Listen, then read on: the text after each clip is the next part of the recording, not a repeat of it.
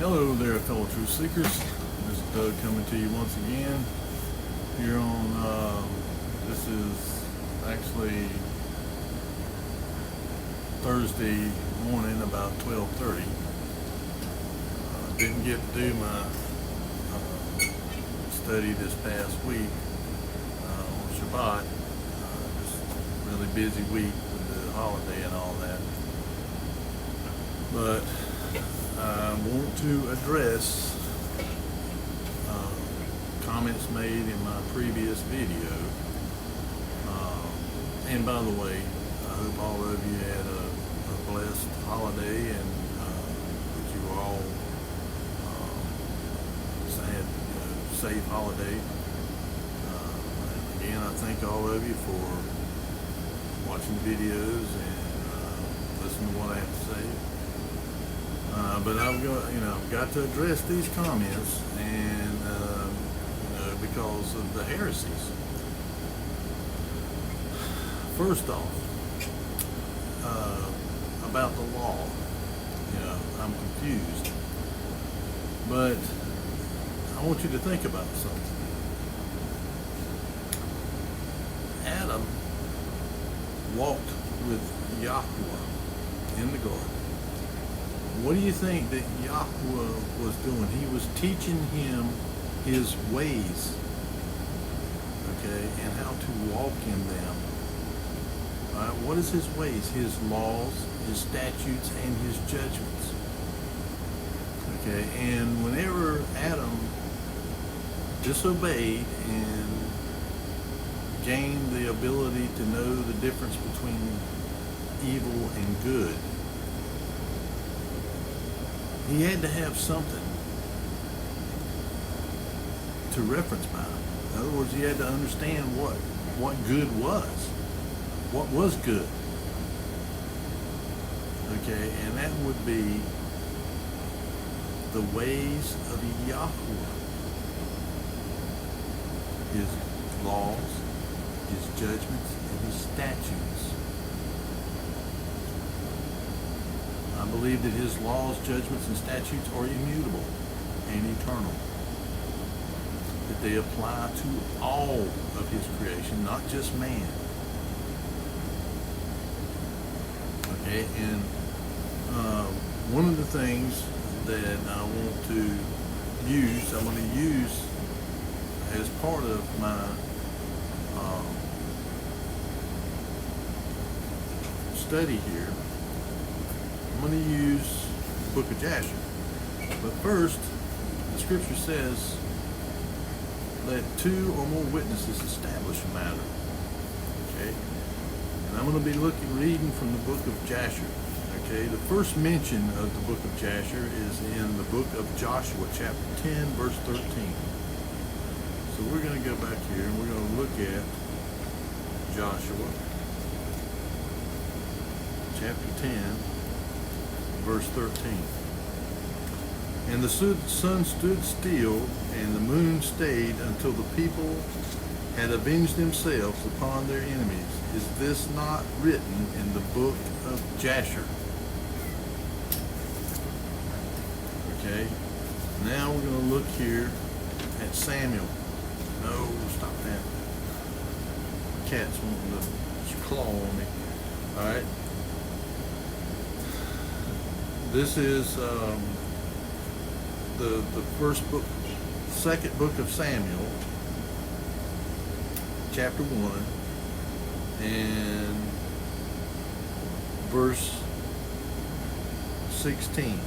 And David said unto him, thy blood be upon thy head, for thy mouth hath testified against thee, saying, I have slain Yahweh's anointed. And David lamented with this lamentation over Saul and over Jonathan his son. Also he bade them teach the children of Judah the use of the bow. Behold, it is written in the book of Jasher. Okay, there's two witnesses that the book of Jasher is a legitimate book. Now, I'm not saying it's scriptural canon, but it is a historical book that they read, that they knew. Okay, and I'm going to go to the book of Jasher. This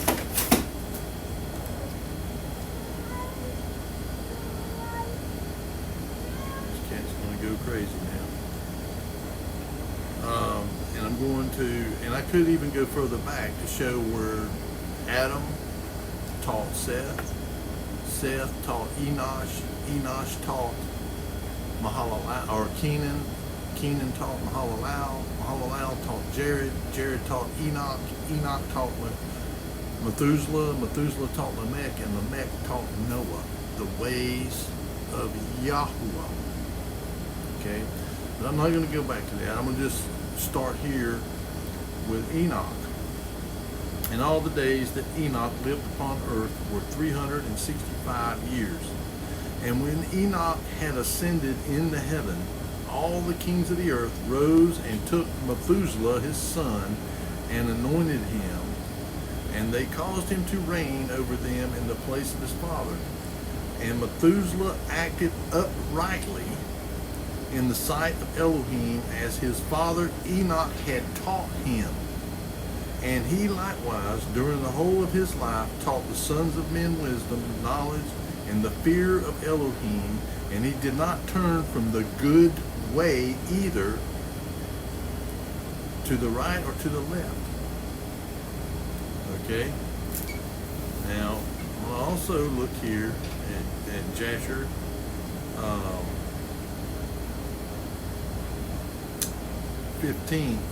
Chapter 4, verse 15. And the child, this is talking about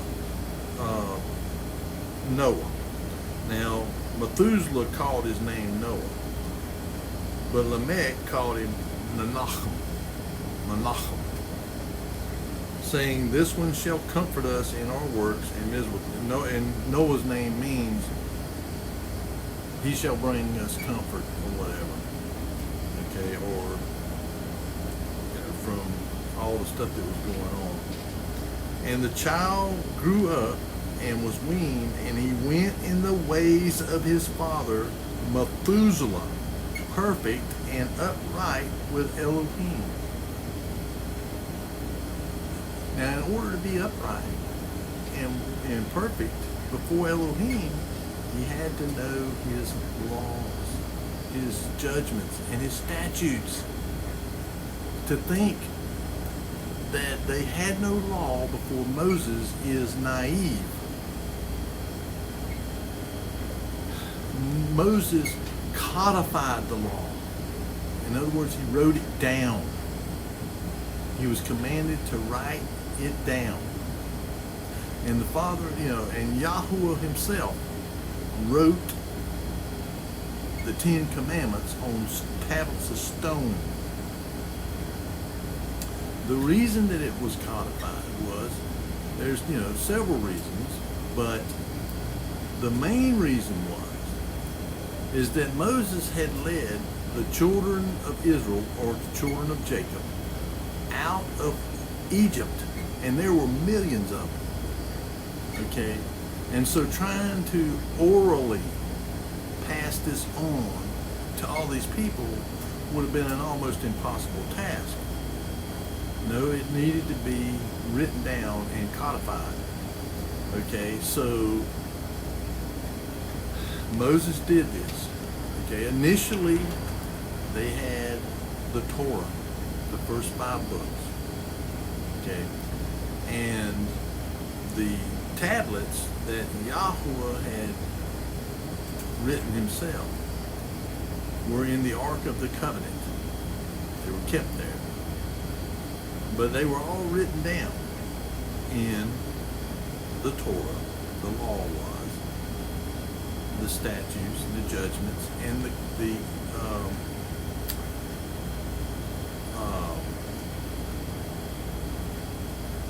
all the things that pertain to the sacrificing of animals. Okay? Now, as this person said, Abraham was 1,000 years before Noah. Sure. And Adam was a whole lot further back than that. But I'm going to just show you here that things that were under the law that Moses received, they were already doing. And I'm going to show you here in Genesis chapter 4, and this is concerning righteous Abel. And Abel, he also, it says, and it came to pass of time, this is in Genesis chapter 4, verse 3. And in process of time, it came to pass that Cain brought of the fruit of the ground an offering unto Yahweh. And Abel, he also brought of the firstlings of his flock and of the fat thereof.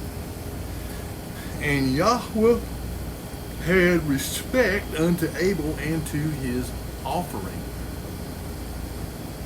But unto Cain and to his offering he had not respect, and Cain was very wroth.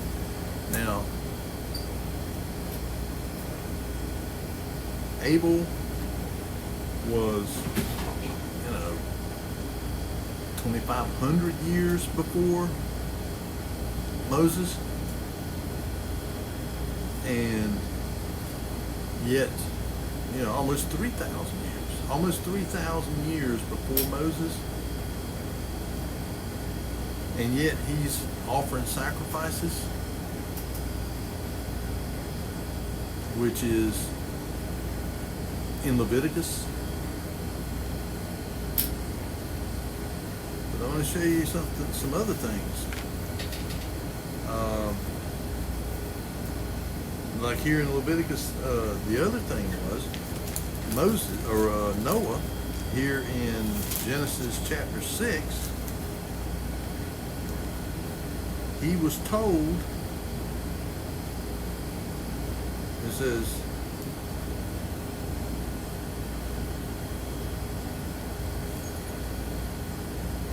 let's see, where's that here? Okay. Let's see, I got it wrote down here. Genesis 6, 8, and 9. But Noah found grace in the eyes of Yahweh. These are the generations of Noah. Noah was a just man and perfect in his generations, and Noah walked with Elohim. He walked in his way. He was an upright man. Okay. Now here in Genesis chapter 7, and Yahweh said unto Noah, Come thou and all thy house into the ark, for thee have I seen righteous before me in this generation. Of every clean beast thou shalt take to thee by seventh, the male and his female, and of beasts that are not clean by two, the male. All right, now every clean beast. Okay, this is in Genesis chapter 7. Now I'm going to show you here in Leviticus chapter 11. Speaking, it says, and this is beginning at verse 1. And Yahweh spake unto Moses and Aaron, saying unto them, Speak unto the children of Israel, saying, These are the beasts which ye shall eat among all the beasts that are on the earth, whatsoever parteth the hoof. And this is talking about clean animals that you can eat. Okay, so he's telling them here, this is in Leviticus, this is under the law that was given to Moses. But Noah was already practicing this.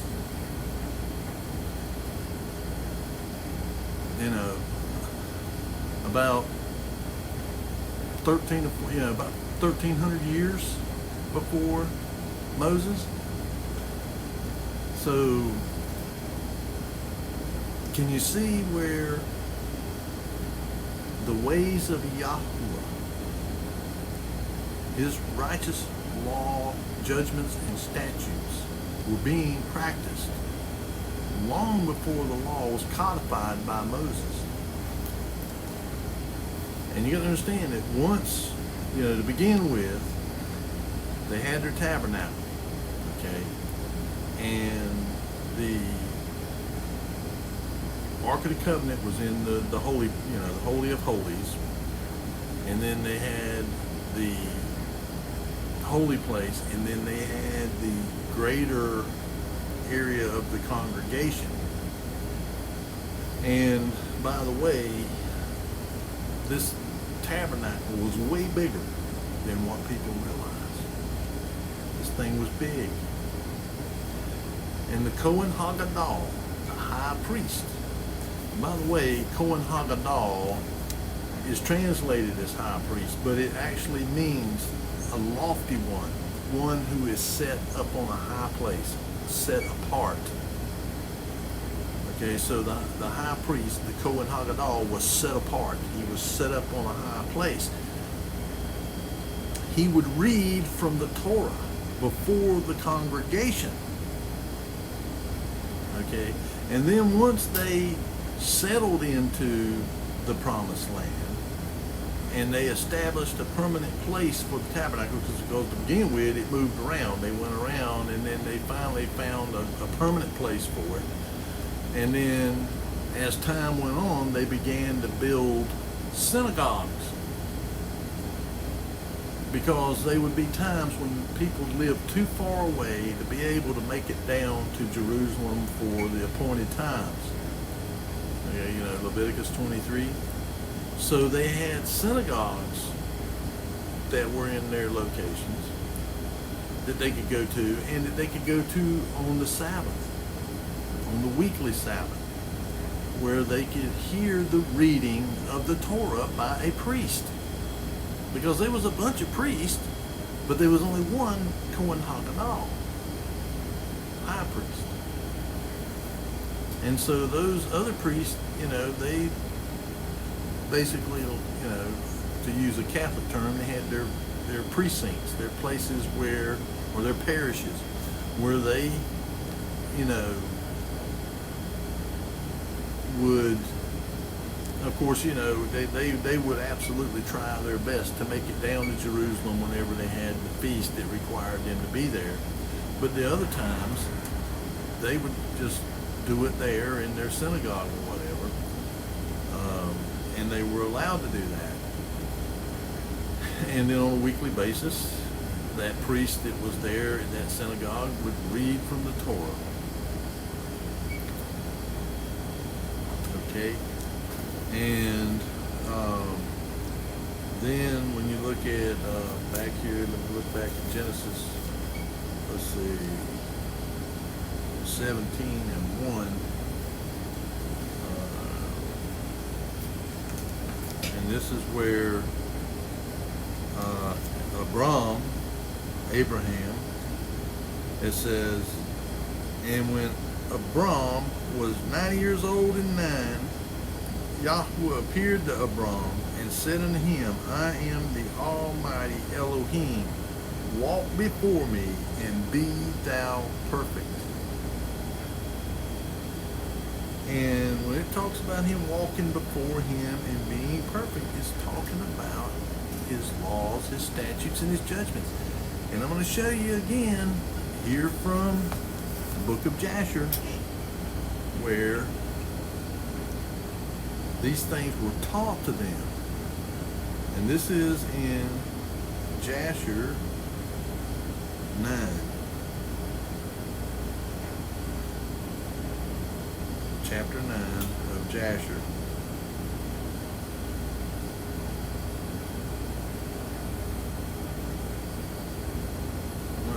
I don't really like the way they've got this to go. You can't just jump to another chapter. You just got to go page by page.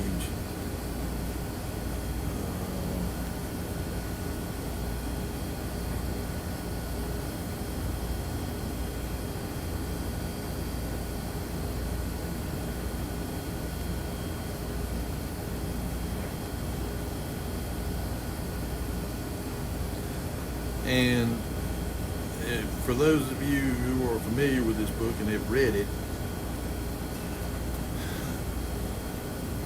whenever Abram was born,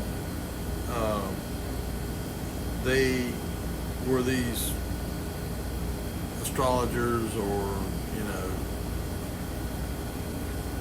sorcerers or whatever that were Nimrod's people, that, you know, advisors and all that. that hung around him that had a, they believed that Abram was going to ultimately kill Nimrod, or because of him, Nimrod would end up getting killed.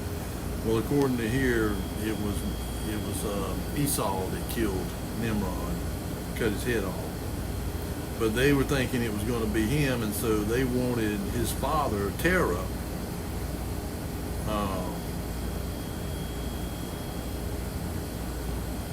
wanted him to kill him. And so he ended up killing one of his handmaids' firstborn child, and taking it to him and showing him, here it is, but because of it,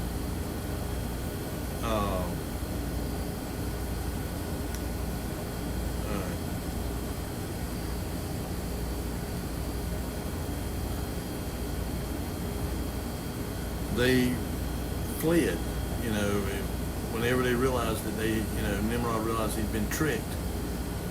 Then Terah took Abram and his mother and hid him out in a cave, and then after a period of years, basically Nimrod forgot about it or whatever, and they come on out, and it says that when Abram came out from the cave, he went to Noah and his son Shem, and he remained with them to learn the instruction of Yahuwah and his ways. And no man knew where Abram was, and Abram served Noah and Shem his son for a long time. And Abram was in Noah's house 39 years.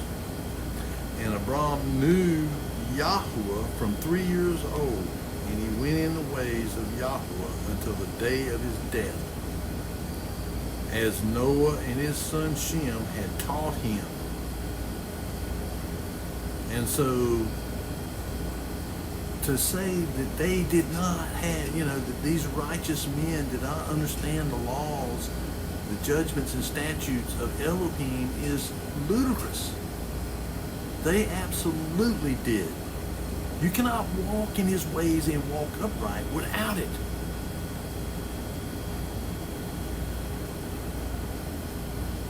So, I wanted to bring that to you. Don't be deceived by these people. And I've told you this over and over again. Matthew chapter 24, the first thing that Yahushua told his disciples, don't let no man deceive you. And and the Apostle Paul and Peter, they tell you the same thing.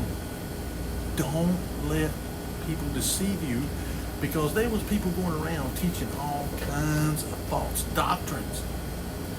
And, this person saying, oh, the Jews believed in reincarnation. No, they did not.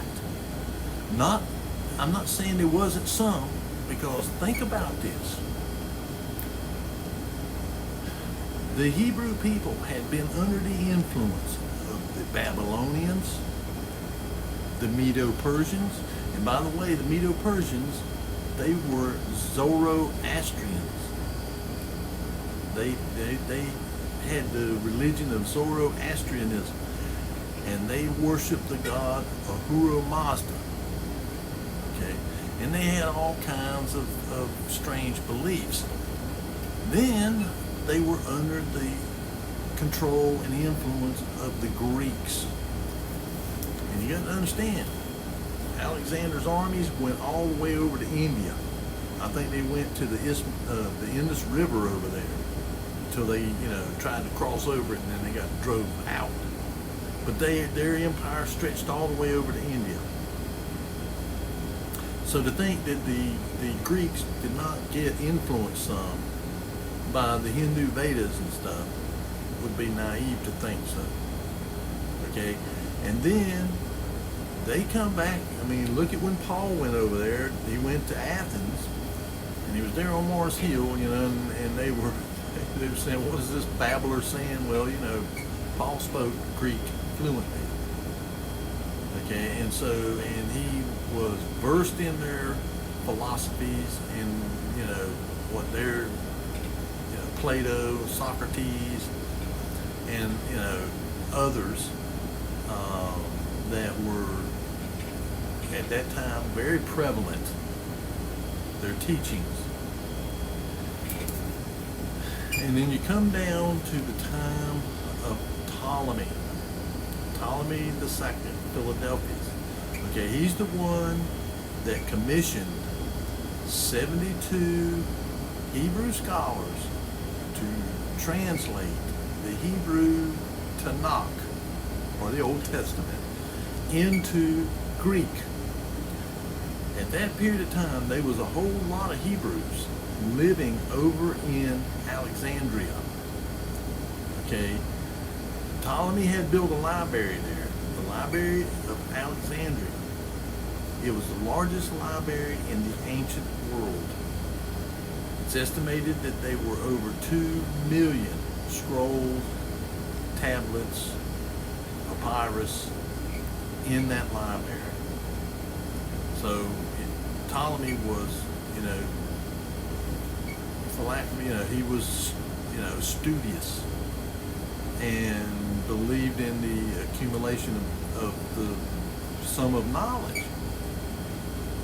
And so he had built this great big library, accumulated it there, and it became a center of, in fact, it is believed that that there was a school there, the Alexandrian school, that was the first university, what we would call a school of higher learning, was there. Okay? And then you come down to the 2nd century, to the time of Origen.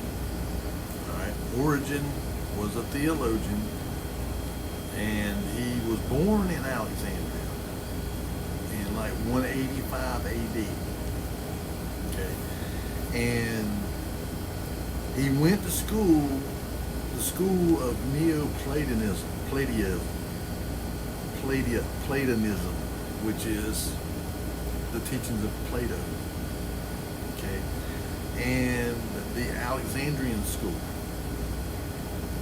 Okay, so he had been, influenced by a lot of the Platonic, his philosophies, Plato's philosophies, Socrates, and not only him, but even the more ancient ones, like Pythagoras and Aristocratus of Samos, which it's been established that all of those people were all Hermeticists. They were sun worshippers. That includes Plato and Socrates and all of them, because their philosophies were largely derived from the earlier philosophies of people like Pythagoras and them. Okay, now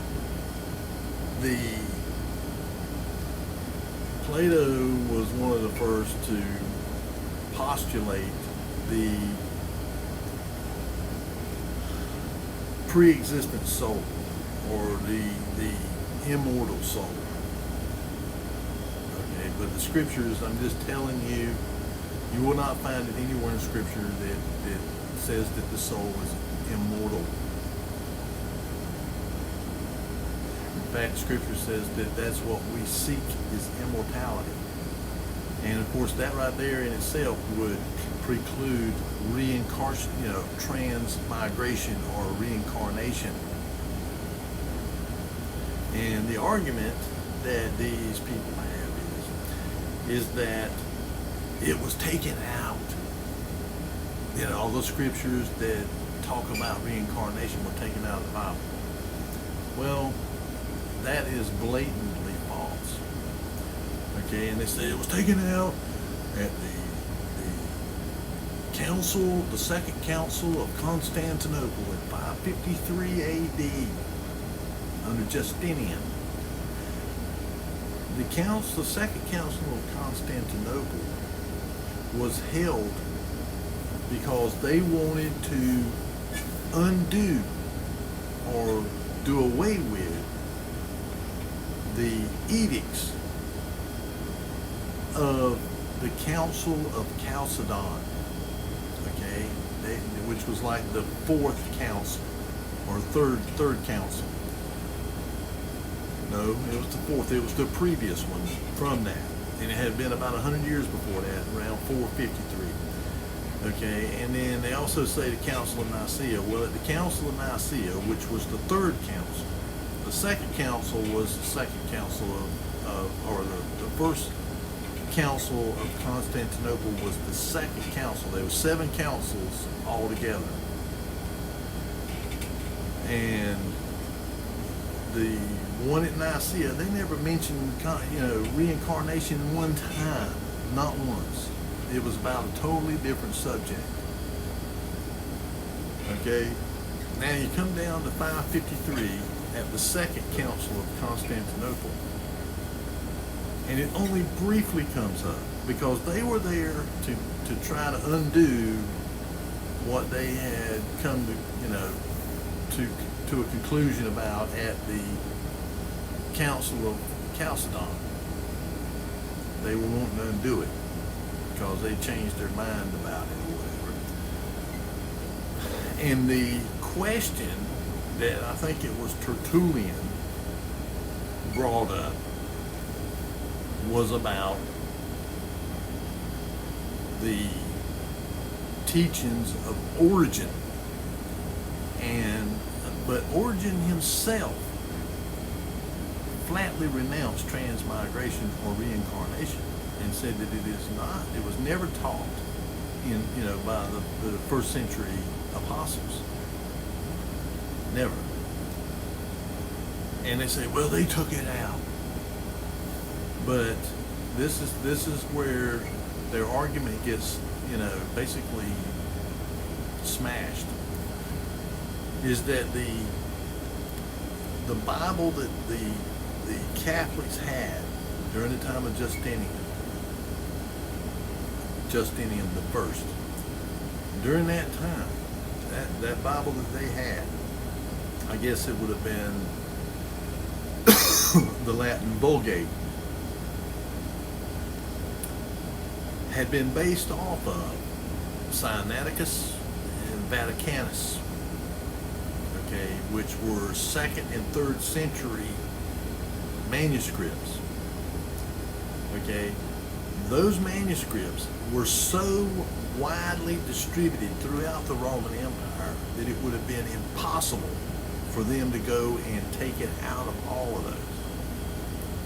And you can compare the Latin Vulgate to actual copies of Sinaiticus and Vaticanus that they have from the 2nd and 3rd century, and there's no changes. None.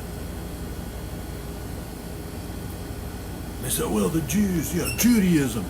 Let me tell you something about Judaism. Now, I'm not talking about the Old Testament Judaism, where they followed the Torah and the Tanakh, the prophets. I'm talking about modern Judaism.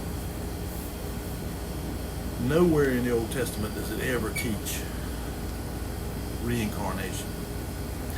And modern Judaism, they teach Kabbalah, the Zohar, the Jerusalem Talmud, and the Babylonian Talmud, and they also practice the teachings of Eliphas Levi and a couple of other, you're talking about bad people. I wouldn't believe anything they tell you. First off, they want to deceive you. If you're a Gentile, their goal is to deceive you. That's the reason they will not tell you the true name of Yahweh. Oh, they'll tell you anything but the true name. They know it. The ineffable name. But if you read the Talmud, you'll find out what they think about us. They think of us as less than dogs, and to be used in any manner that they see fit. They'll sell you a bottle of wine, but they won't drink it with you. They also changed calendars. They changed the original calendar to the Hallel 1 calendar, and then they changed it to the Hallel 2, which was around the same time as Pope Gregory changed the Julian calendar to the Gregorian calendar. And it's like I told you before, Simon Magus, I believe he was the one that actually founded what became the Catholic Church. And I've got some excerpts that I pulled off of some websites about this stuff. I mean, because I'm going to just tell you, the main thing here that I want to emphasize is this: to believe in reincarnation completely nullifies the atonement of the Messiah, his death, burial, and resurrection, and his purpose for coming. It wouldn't come here to tell us that we're reincarnated. It was to come here and show us how to receive eternal life. And that was in him.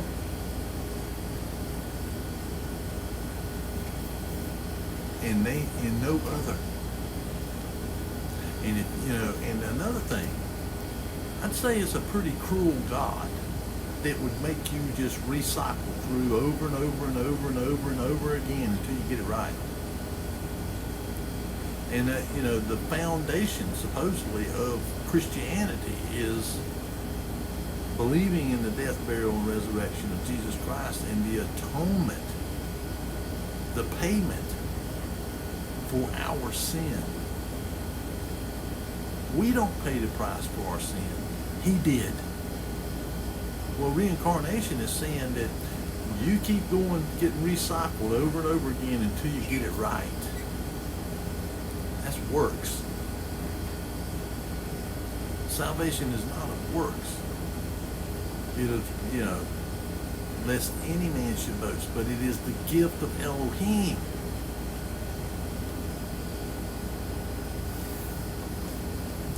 So if you want to denigrate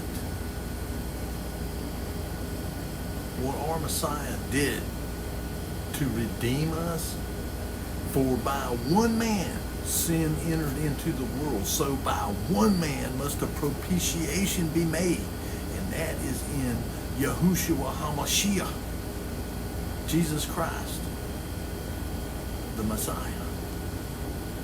and in no one else. For there is no other name under heaven given among men whereby we must, notice I said must, be saved. It has nothing to do with what we do. What matters about what we do is obedience. Because unless you're obedient, it doesn't matter whether you believe or not. You prove your belief by your obedience. Because if you truly believe that Christ is the Messiah, then you're going to do what he said to do.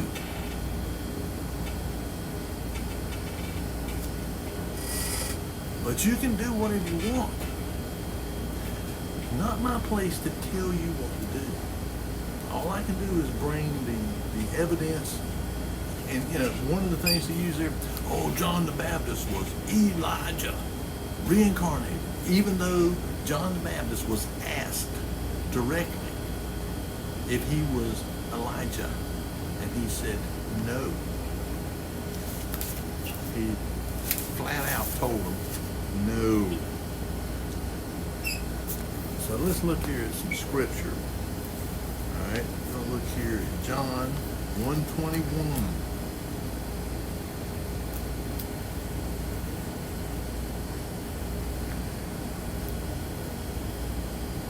John 1:21. Let's see. We'll go back to verse 19. And this is the record of John, when the Jews sent priests and Levites from Jerusalem to ask him, Who art thou? And he confessed, and denied not, but confessed, I am not the Christ. And they asked him, What then? Art thou Elijah or Elias? And he says, I am not. Art thou that prophet? And he answered, No. He was born in the Spirit. And let's look here at Luke. Let's see. Luke 1:5-25. And this is when we'll look at Luke chapter 1, verse 17. Actually, let's go back here to verse 13. Verse 13 of Luke chapter 1. But the angel said unto him, Fear not, Zacharias, for thy prayer is heard, and thy wife Elizabeth shall bear thee a son, and thou shalt call his name John. And thou shalt have joy and gladness, and many shall rejoice at his birth. For he shall be great in the sight of Yahweh, and shall drink neither wine nor strong drink, and he shall be filled with the Ruach HaKodesh, even from his mother's womb. And many of the children of Israel shall he turn to Yahweh their Elohim, and he shall go before him in the spirit and power of Elias or Elijah. He went before him in the spirit and power of Elijah. He was not Elijah reincarnated. And that's what it was saying there in one, he didn't, said flat out that he wasn't. Then we can look here at Luke chapter 9. Luke chapter 9, and this is when Christ was on the mountain of configuration, the Mount of Configuration, Transfiguration. And it says, I'm going to look at starting, this is in Luke chapter 9, beginning at verse 28. And it came to pass about 8 days after these sayings, he took Peter and John and James and went up unto a mountain to pray. And as he prayed, the fashion of his countenance was altered, and his raiment was white and glistening. And behold, there talked with him 2 men, which was Moses and Elias. Elias never died. So how could he be reincarnated into somebody if he never died?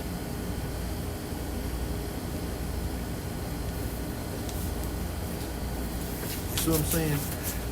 Then the other place is, they come to you where the disciples came to Christ, and he says, Who do men say that I am?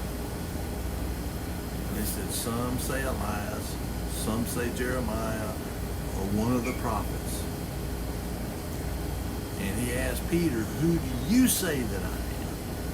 And he said, Thou art the Christ, the Son of the living Elohim. And he said, Flesh and blood has not revealed this to you, but your Father which is in heaven has revealed it to you. And people say, see, he would have said, you fool, you're not reincarnated.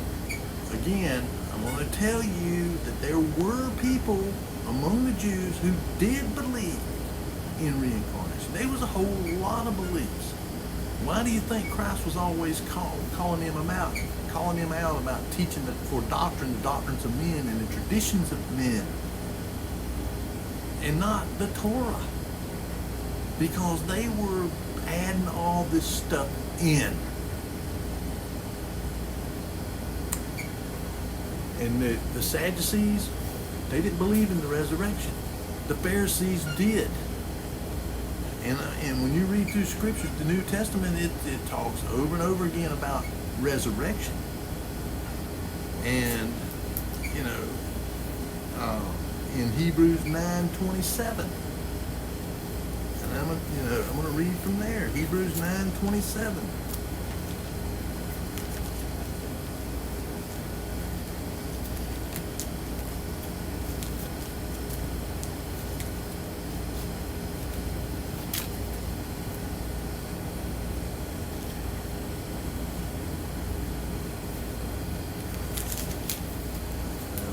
mark it, but here we go. Hebrews 9:27. And it is appointed unto men once to die, but after this, the judgment. It's appointed unto man once to die. Not over and over and over and over again. Once. I don't know how much plainer you can make that. And when you go back and look at those early manuscripts, before the Second Council of Constantinople, 300 years before, and they were widespread throughout the Roman Empire, so they could not have been altered. Oh, you might could have altered some, but all of them?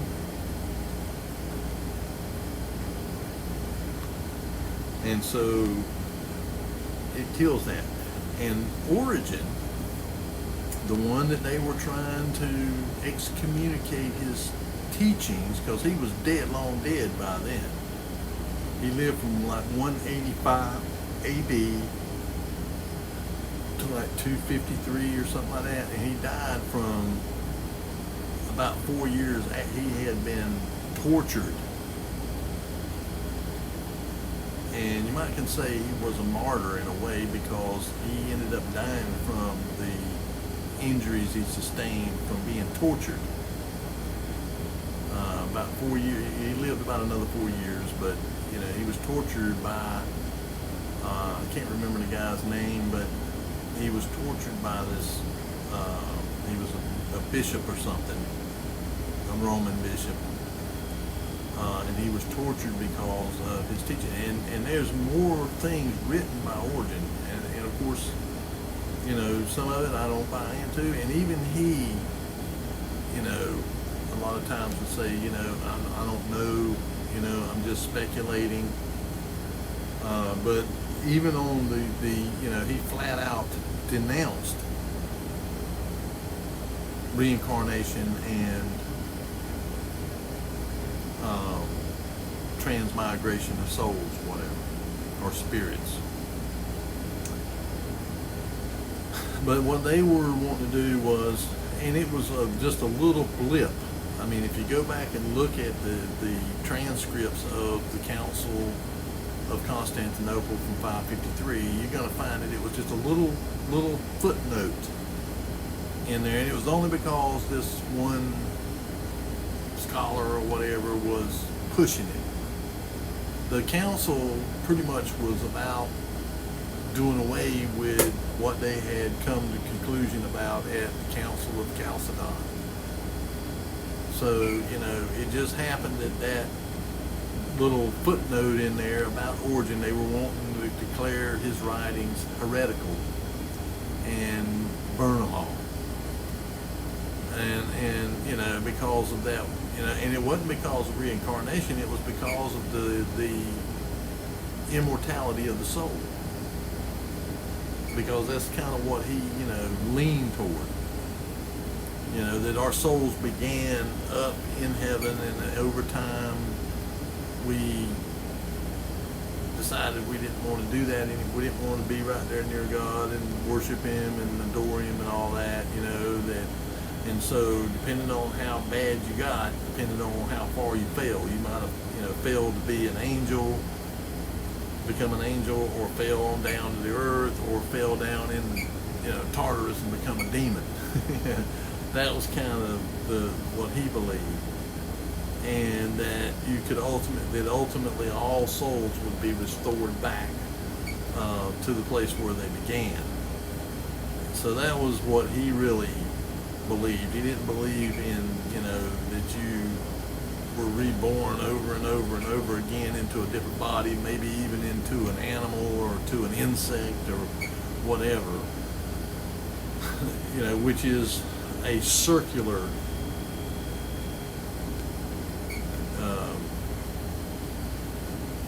time. It's, you know, circular time. You're just going around and around and around and around, is where the Bible is linear.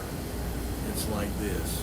It's it's a linear book, and there's linear time, and you're not just going around and around and around. And the scriptures is clear. It's appointed unto one man once to die, and thereafter the judgment. And so, like I say, you can believe whatever you want. I'm going to believe this, and like I said, I got some transcripts here of stuff, that I wanted to read. This comes from the Protestant Theological University. It says reincarnation or transmigration of souls means that the soul of a human being can successively lead several lives in different bodies. So before the current life, someone could have already lived another life in another body. Similarly, after the present life, one could expect a new life in another body. The belief also exists that a human soul can eventually reincarnate into an animal. The idea of reincarnation appears in Hinduism, Buddhism, the philosophies of Pythagoras, and I just got through saying that one good, Empedocles, and Plato, and in schools of thought inspired by these Greek philosophers. In Judaism, the idea of reincarnation is found perhaps inconspicuously in Philo of Alexandria, 1st century, and clearly in Kabbalah since the 10th century. Now, notice Philo of Alexandria. I just got through telling you about the Alexandrian school and Neoplatonism. That was taught there because they were teaching the teachings of people like Pythagoras and Empedocles and Plato. And they also had, again, the influences of Hinduism, because Alexander the Great, his armies had went all the way over into India. So I guarantee you they picked up some of that stuff over there. Same with the Hebrew people, the Jews. They picked up that stuff too. And, not all of them. I'm not saying all of them, because whenever they come back from Babylon, for example, Ezra, actually from Medo-Persia, Ezra, Nehemiah, and of course Ezekiel and Daniel, they never picked up that stuff. They never incorporated anything from the Babylonians. They stayed upright. They were righteous because they kept his laws, his judgments, and his statutes. And they did not worship their gods. They did not follow their religion.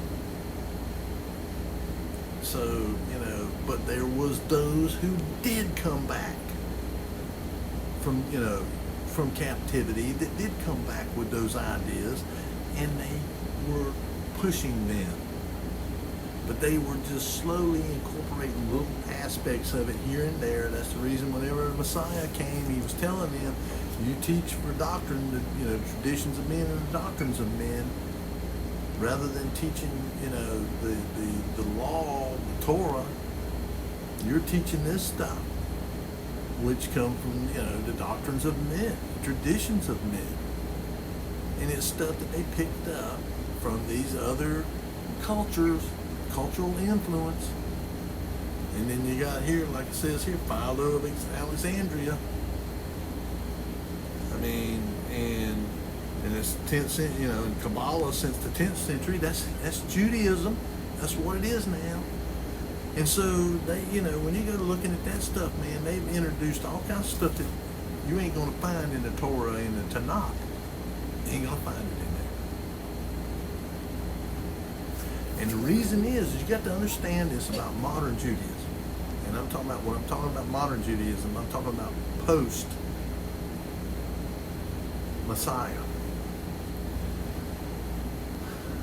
You got to remember, I think it's in Malachi where it says that the scepter shall not leave Judah until Shiloh come. Okay? The scepter left Judah whenever the Romans appointed Herod the Great to be king. Because Herod was not from the tribe of Judah. Herod was from the Edomites. He was a descendant of Esau. And they hated the Jews. They hated them. And so the Romans appointed him. And of course, Herod had all these people, they called them the Herodians, that were priests in the temple. And you know, Herod had expanded the temple greatly. And so, you know, you had Herod the Great, and the scepter had left Judah. But around the time that Herod, you know, he hadn't been appointed king very long before Messiah was born. And of course we know the story of the Magi, or the princes from Persia, the Phoenicians. But where do you think that they got the story about Mashiach, this king, this Messiah king? From Daniel.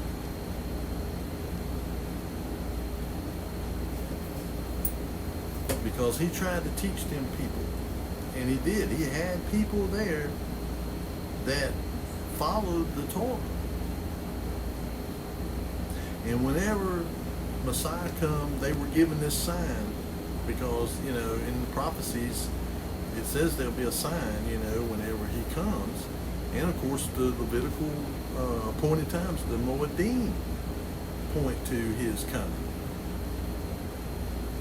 And so Herod had only just recently, just probably a couple of years before, been appointed as king. So the scepter had left Judah.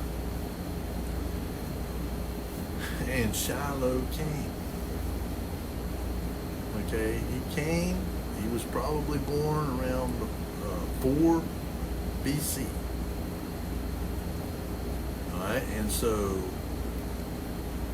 around the same time that the scepter left Judah, the Messiah was born. And so, and he was born in Bethlehem, where it's prophesied that he would be born. But whenever Herod made the decree to go and kill every child from 2 years old down, trying to kill the Messiah and get rid of him, the angel Gabriel came, I believe it was Gabriel, came to them and told Joseph to flee into Egypt. And they went there and stayed there until after Herod the Great died. Then they came back and they went to Nazareth. Well, those people, because whenever Herod had met with those princes from over there at Medo-Persia, the Phoenicians, he was afraid, because the Phoenicians and the Romans had been at war for a long time. And I mean, the Phoenician Empire was a pretty powerful empire. It was equal to the Romans. And so, you know, he was afraid. That's why he said, oh yeah, well, if you find him, you know, send messengers back to let me know so I can come and worship him too. Well, he was already probably about 2 years old by that time. I mean, he wasn't a babe in a swaddling manger, you know, swaddling clothes in a manger. They didn't show up until about 2 years later. And, you know, I've talked about this before, you know, I mean, so Herod, scepter's left, but see, they don't believe that Shiloh has come, because they wasn't aware when he was born there in Bethlehem. See, you know, because they had become so corrupted in the temple. They should have known. They should have known by the Hamoedim, the appointed times. You know, that's why Christ said, you know, that he, you know, that they did not recognize the time of their visitation. He held them accountable for that because they didn't recognize the time of their visitation. If they had, and that was one of the purposes of the Hamoedim, or the appointed times. They done it year after year after year after year, so that, you know, it's just like when I was going to school, you studied your times tables over and over and over and over and over again. And then it got to where, I mean, somebody could say, you know, 12 times 12, 144. You know, you didn't have to think about it. You just knew it. And that was the whole purpose of the Hamoedim, was to instill this into them so that when these things happened, they would recognize it. Well, they didn't recognize it because of their blindness, because the temple had become filled with these Herodians. They were people that were loyal to Herod. So whenever these magi came there, these princes came and told them about this, where is he, this king born, you know, king of the, you know, born of the Jews? Well, Herod, you know, sends to these priests and says, hey, you know, what about this? And they go and start looking in the scriptures, and they say, well, yeah, you know, he's supposed to be born over here in Bethlehem. And so that's when, you know, where's he that is born king of the Jews?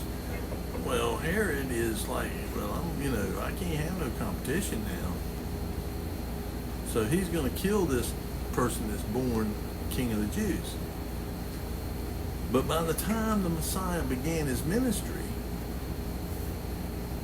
you know, it had kind of just went over their heads.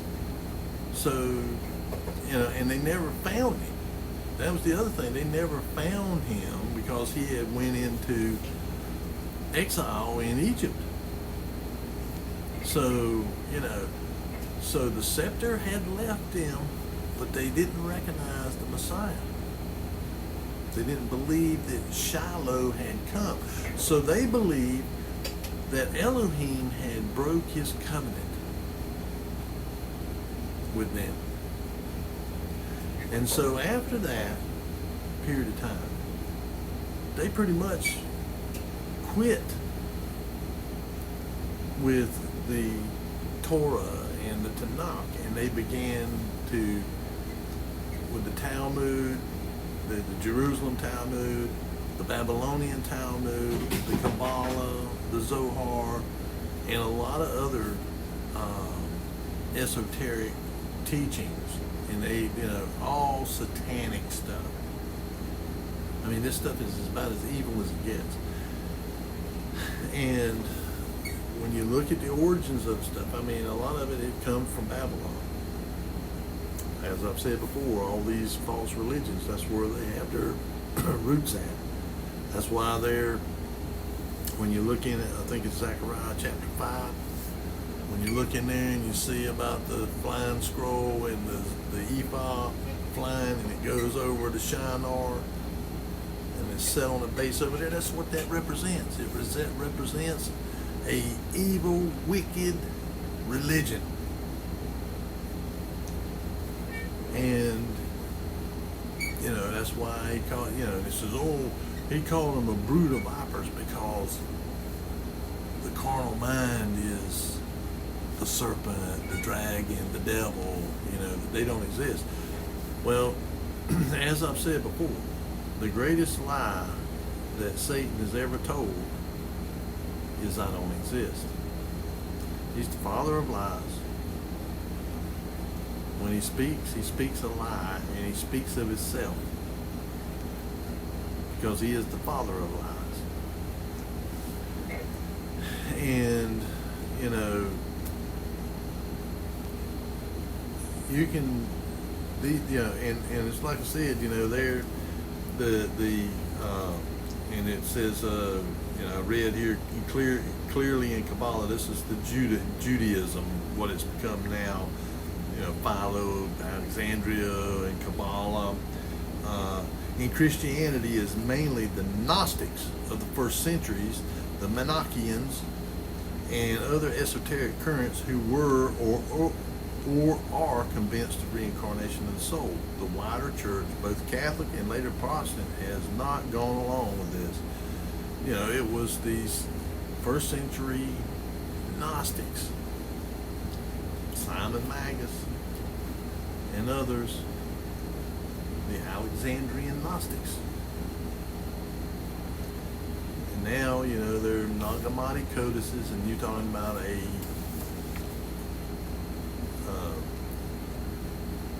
blasphemous book. Nothing more blasphemous.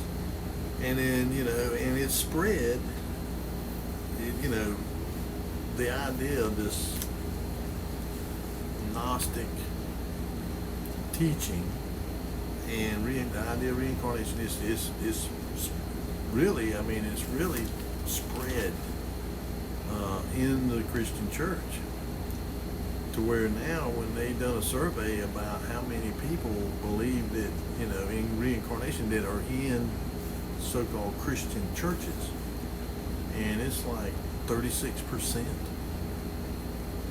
or more, growing by the day.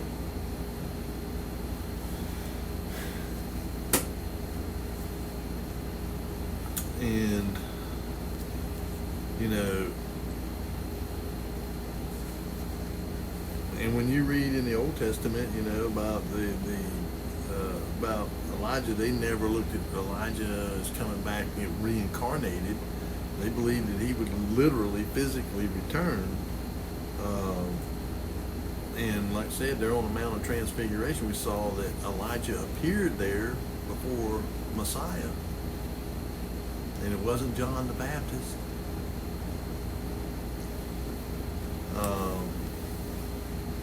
It says, as early as the 2nd century of our era, the Gnostic Carpocrates of Alexandria explained the relationship between Elijah and John the Baptist in the sense of reincarnation. This is known because Tertullian of Carthage disputes the Carpocrats' view about the year, and this is about the year 210, so in the 3rd century, the beginning of the 3rd century. He points out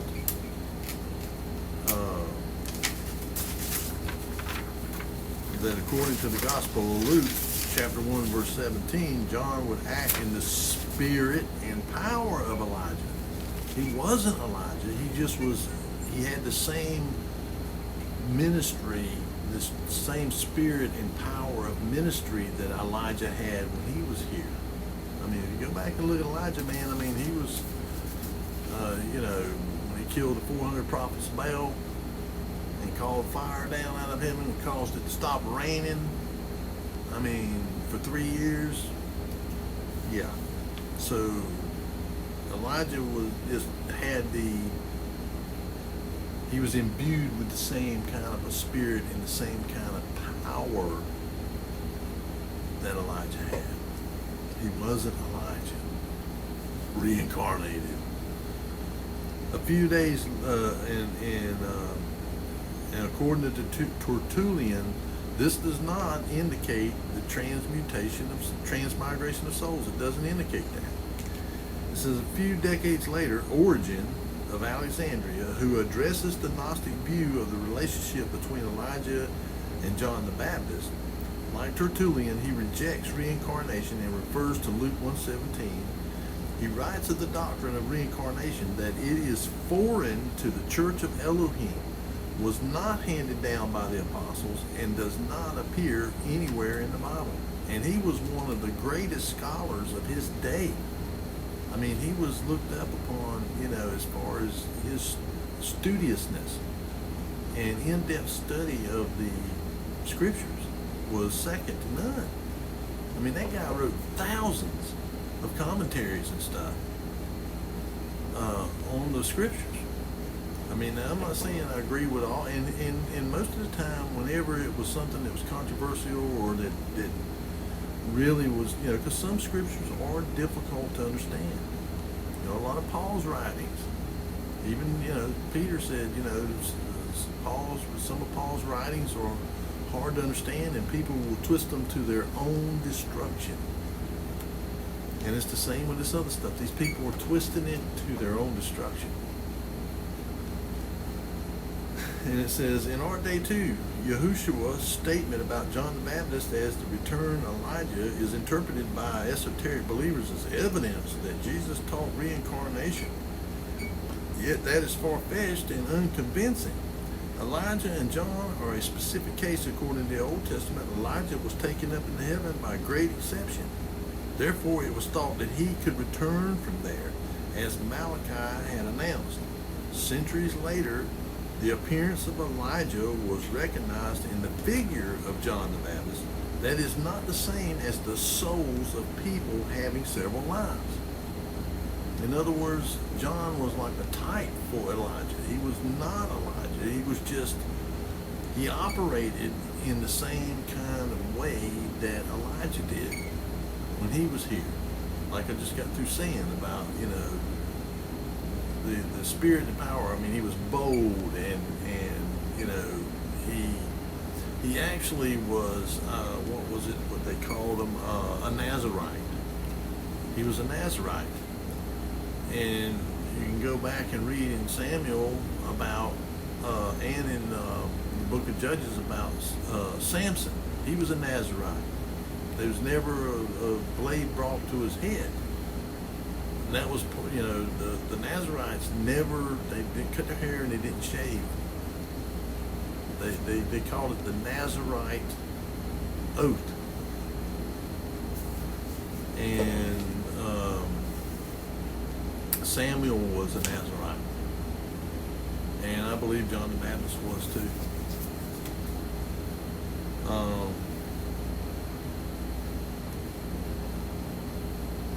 And then, they got about the blind beggar, and Christ explains it to them again. This is where people will take one little scripture and they will read it and take it out of context. When the Jews and them, they were talking about this blind man born beggar. And they said, who sinned, this man's parents or him? And they said, see there, how could this man born blind, sin unless it was in a previous life? So see, they believed in reincarnation, that he sinned, previous to that. Well, it's not to say that some people did not have that belief that in reincarnation, because there was. I just got through telling you that there was people among the Jews that had all kinds of esoteric beliefs. That doesn't make them right. And Christ goes on later, a couple of verses on, and he says, no, this man was blind so that, you might see the power of Elohim to heal this man. It had nothing to do, it didn't have nothing to do with that man's parents sinning or him sinning. But they was Jews who believed, and this was some of their teachings and writings, that you could sin in the womb. And where they get that from is where Esau and Jacob were fighting in the womb, before they were born, so that you could sin in vitro. And Christ basically dismissed that kind of thinking too. It says, that another scripture associated with reincarnation is questioned from Jesus' disciples about a beggar who was born blind. According to the Gospel of John 9:2, they asked Jesus, Rabbi, who sinned, this man or his parents, that he was born blind? Proponents of the belief in reincarnation interpret this question as meaning that the man may have been born blind as punishment for sins committed in a previous life. He would then have been born blind in his present life to atone for the sins of his previous life.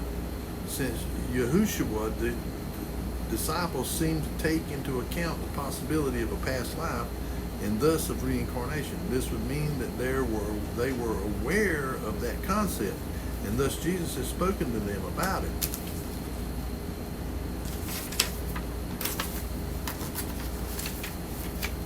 Yet it is going too far to see evidence in this question that Jesus or his disciples assumed multiple lives so that you can be punished in one life for the sins of a previous life.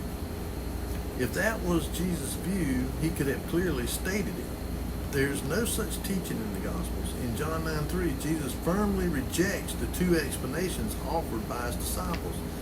He rejected it. No, it ain't either one. It was to glorify God and to demonstrate his power. And that was all. It had nothing to do with reincarnation. Is it possible that the question of Jesus' disciples can be related to the existence of the soul prior to life in the body? This is called pre-existence. That view was prevalent in Judaism of Jesus' day, but again, according to the gospel, Jesus did not teach such a pre-existence of human souls. And the idea of a pre-existent immortal soul versus reincarnation is two different things.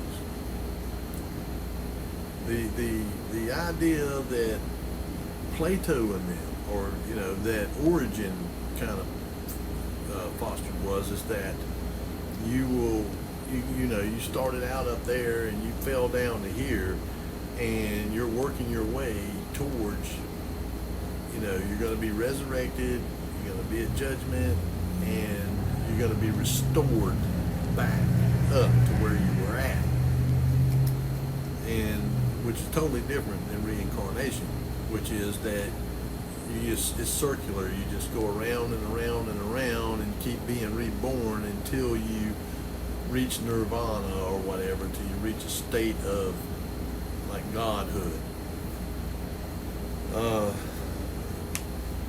And so, and then the argument about in the Council of Nicaea, because it is also believed that the teaching of reincarnation was originally written in the Bible, but the bishops in major councils removed such texts. For instance, in the Councils of Nicaea, the Council of Nicaea was in 325 AD, and Constantinople 553 AD. However, this cannot be taken seriously. There are no indications in the older sources that this deletion ever took place. If it had, it should have left traces in the old manuscripts of the Bible, which it does not. Another view, because I was just telling you, that Sinaiticus and Vaticanus were very widespread manuscripts. It wasn't like they were just there in Rome and that that was the only place that they existed. No, they were throughout the Roman Empire. They were everywhere, because you had people like Origin who had people that were followers of his that had money, and one of the things that they was benefactors, and so they gave him lots of money to hire people who were amanuenses to publish these documents and to spread them out all the way over to Constantinople, which is over in east is what we call Istanbul, Turkey today. Okay, and so there's no way that they could ever have got all the copies of these manuscripts and cleared it from all of them. And then you have other stuff like the Dead Sea Scrolls that they just knew that the Dead Sea Scrolls was going to show that prove reincarnation once and for all. Nope, nothing in them anywhere that they've discovered yet, and they pretty much did all the manuscripts and the pieces of manuscripts that they found, and they think they've pretty much found them all.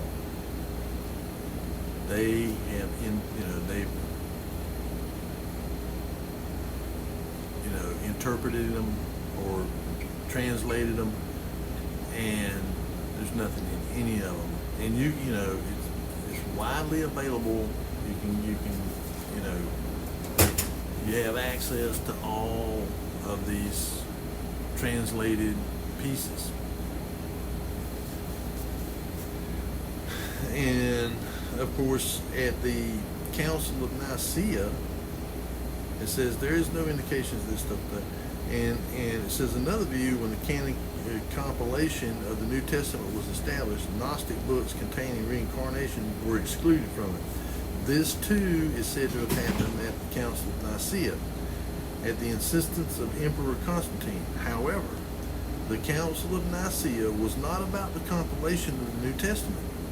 That canon grew organically and came to a global conclusion in the 4th century. In other words, it just, the books that they included in there just kind of came together. Nobody sat down and say, we're going to put all these books in here and this is going to be the Bible. No, they just kind of all came together organically. And it says the canon grew organically and came to a global conclusion in the 4th century. Gnostic books have never been nominated for inclusion because their content was too divergent, too far off from the gospel, just way too far off. And so they just were never included. So, you know, that was not what the Council of Nicaea was about. And it says, so the answer to the question asked is clear. Reincarnation does not occur in the Bible.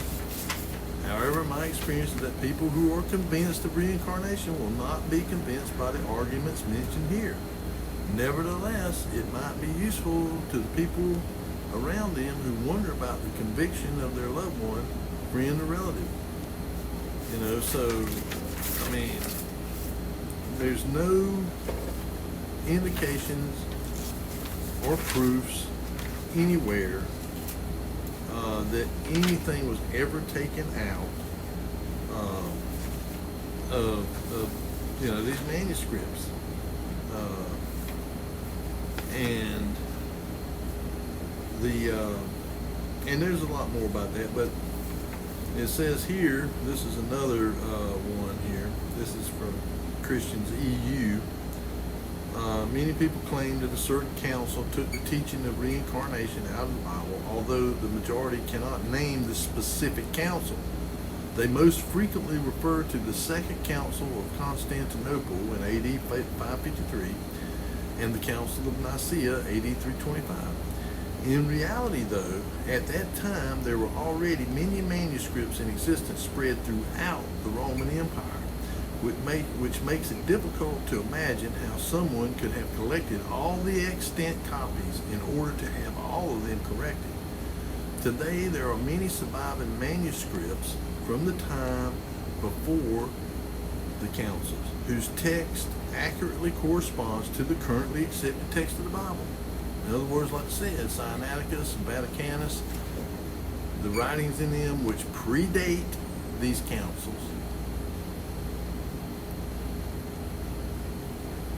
match up with what's in there today. So, I mean, you know, they've never been changed.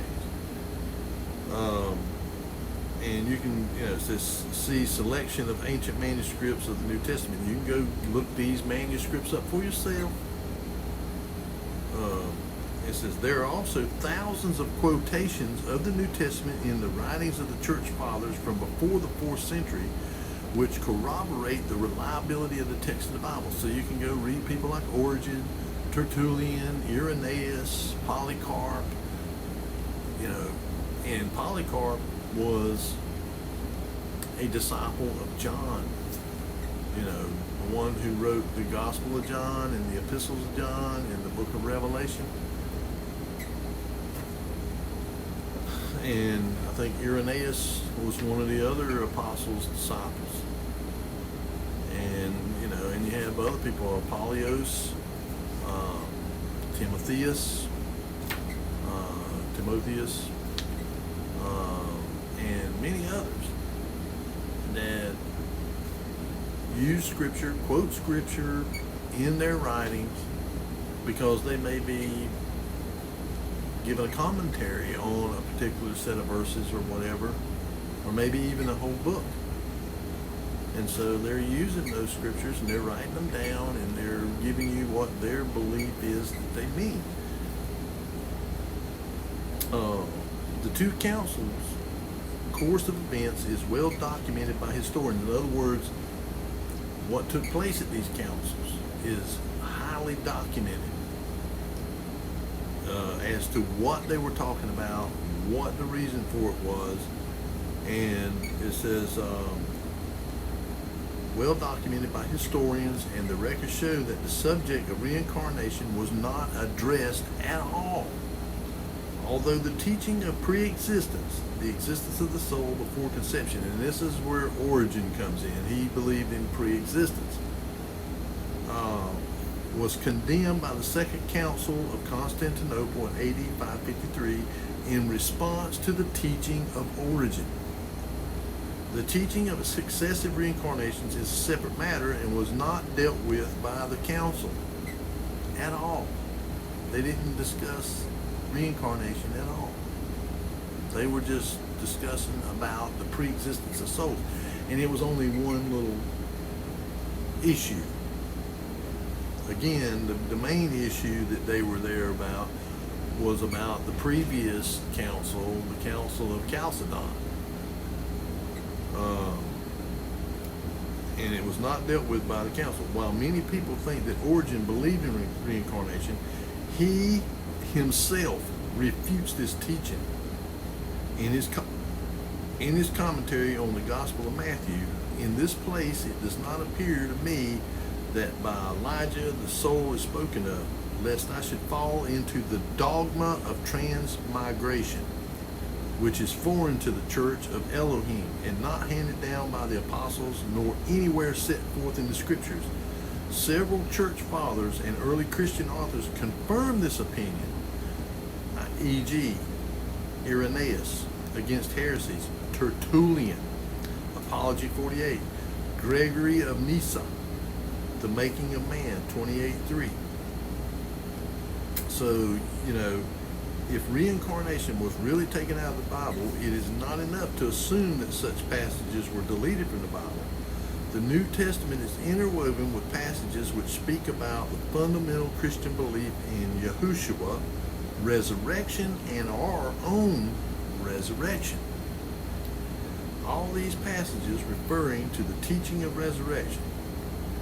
John 5:28-29, the Last Judgment, e.g., etc. 2 Corinthians 5:10, Acts 24:15, eternal life and eternal condemnation, Matthew 24:46, would have to have been inserted because the teaching of the Last Judgment clearly contradicts the idea of repeated reincarnations, through which people get a second, third, and so on chance. One passage in particular, and I read it, Hebrews 9:27, for it is appointed unto man once to die. Once. Not over and over and over again. And and then thereafter the judgment.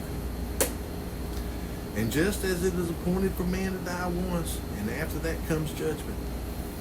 All right, the oldest extant manuscript containing this clear statement is Papyrus 46, a document written in the 2nd century. Long before the Councils of Nicaea and Constantinople, since the Enlightenment, the Bible has ceased to be the exclusive privilege of the clergy. Today's critical Bible scholarship, e.g. archaeology, textual studies, would not be at all interested in keeping silent on reincarnation if there were even a trace of this teaching in the ancient manuscripts of the Bible. Additionally, there are surely many scholars who would relish the fame resulting from such a sensation. Don't you think? I mean, all the archaeology and all the manuscripts and the papyri and all the other kind of stuff that they discover on a daily basis around that whole area of the world. and they never find anything there scripturally to substantiate reincarnation at all. You'd think they would if it did exist, and that they would be pushing it. The discovery of the Dead Sea Scrolls in 1947 raised the hopes of many that evidence for the belief in reincarnation would finally be unearthed. However, the biblical manuscripts found there have been closely examined and published in English. They are now publicly available to everyone who wants to read them. They comprise the writings of a Jewish community whose concept of the afterlife corresponds to the teaching of the Old Testament that physical death is final and is the end of life on earth. 2 Samuel 12:23, 1 Kings 2:1 and 2, Genesis chapter 25 verse 8, and that the righteous will rise and be with God in eternity. Daniel 12:2-3 at the resurrection. Finally, we want to encourage everyone who is searching for the truth and is in any doubt regarding the authenticity of the Bible to start reading it for yourself with an open heart. We believe and have also personally experienced that if we are open to listen to them, the words of Yahushua can touch us very deeply and can shape our life and our way of thinking. So, this is all I got to say on it. I know I said that before, but, you have to answer this stuff because, Christ said, don't be deceived. They said it in Matthew 24, Mark 13, Luke 21, and the apostles, they say it too, over and again. Don't be deceived by these false gospels, false teachings, false doctrines, traditions of men. Because they are, Satan is going to use every means that he can, at his disposal to deceive you. And religion is one of the easiest ways that deceives people. Religion. I say, be of the way. What is the way? The way of Yahushua, HaMashiach, Jesus Christ, of the way that he showed us. And he said, I am the way, the truth, and the life, and no man cometh unto the Father but by me. And anybody that believes that they, in reincarnation is calling him a liar.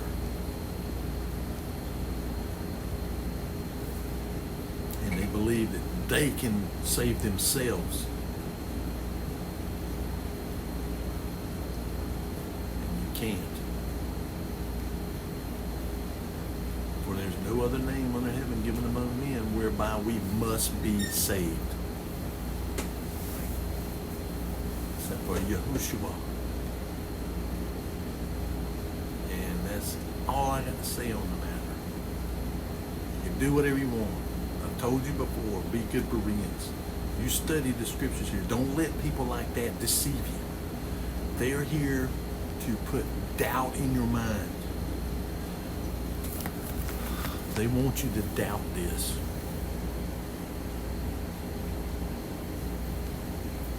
And once doubt takes a hold of you,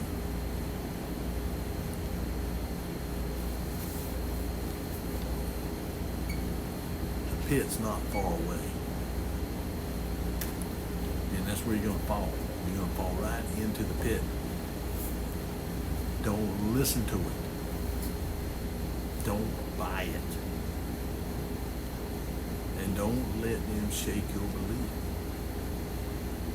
Because that is full-blown Satan.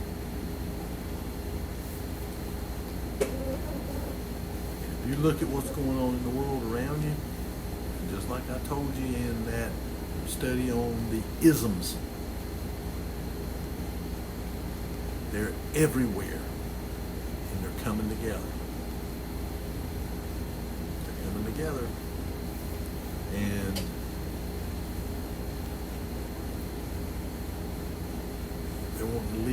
to the pure doctrine of Lucifer, of Satan. And that's where it's going to lead you. And, I've done my best to try to bring you the truth. And I'm going to continue to try and bring you the truth. But again, I can't tell you what to believe. I can't make you believe anything. But I hope I brought some evidence here and some scriptural proof about the law, that it existed before Moses. It was just oral.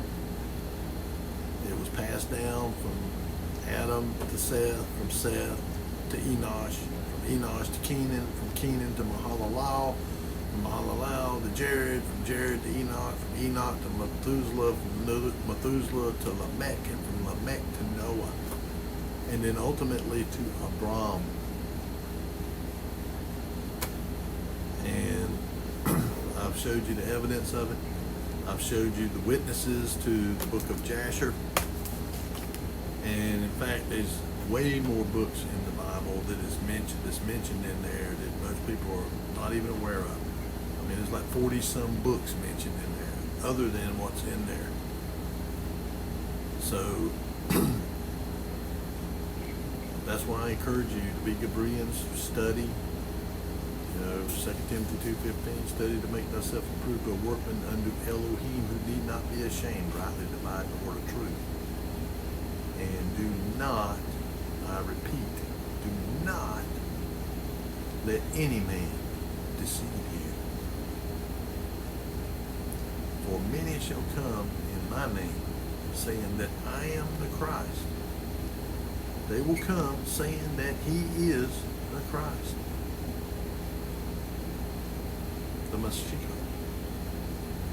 But they're deceivers. They'll invoke his name. I mean, you just look at these, like that Bethel Church and Hillside and all these different places, man. I mean, they are satanic. So, but yet they invoke his name all the time. The Jesus that they invoke is a different one. It's not Yahushua. It's not the Mashiach Nagid. And so, do not buy into this Gnostic gospel, this Gnostic lie. If you do it at your own peril. Because they twist this doctrine to their own destruction. And with that, I love you folks. I pray that you will be blessed, that you will not be deceived, that the Father will reveal his truth. This is how he reveals himself to us, is through his word. This is how the Messiah, the Mashiach, is revealed to us. It's through his word. That's why he has preserved it. Do not be deceived. And I can tell you, I've been doing a little bit more research on and study on this AI and stuff, and it's beginning to be unbelievable at how this stuff can impersonate a person, sound just like you, appear just like you, and how it's being programmed to deceive. And eventually they'll be able to, make things happen and do things that are going to blow your mind. You're going to be ripe for deception unless you know that. Unless you know that, and you have the Ruach HaKodesh to lead you to the truth, you'll be deceived. Because Christ said that he would deceive even the very elect if it will possible. And it's not possible because of the Ruach. And because we have His Word. But how much longer are we going to have access to that? Drinking tea this late at night. But anyway, folks, like I said, I love you. And I'll see you the next, hopefully this Shabbat I'll be able to do my normal lesson. But I've really just been about wore out. My age is catching up to me. But anyway, y'all have a blessed week. And I'll see you on Shabbat if Yahweh is willing.